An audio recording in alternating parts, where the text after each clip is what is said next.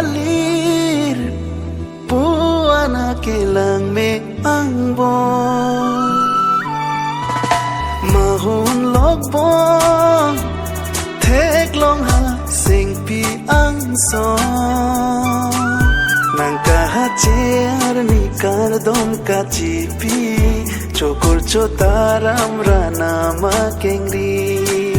nang kai ke rat ahir ju me long verji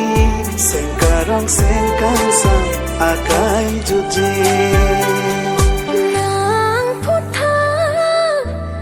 non ke chi klong long so turbo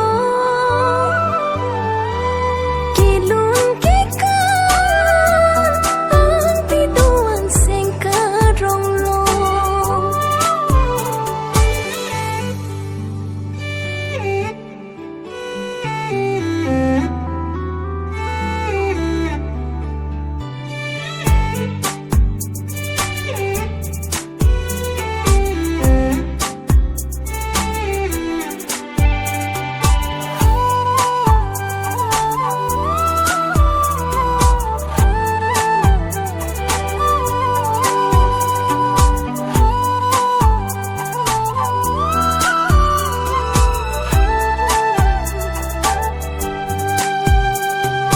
kar I ason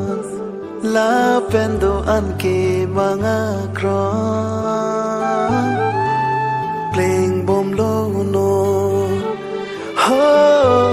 ko pai me o jo parni nang lo tia keng kam alo ave lo no o theng tu theng lo don rabjir pojir pia kang ho nang kai kelo an par ke me pinang la chi puje ro chi ni chi the kan hang pi ho long chi chi the do te cha kong ho ra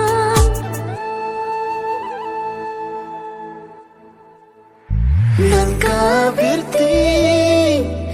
nang ka son si pona sona non pen kai ke ta pa che kam nang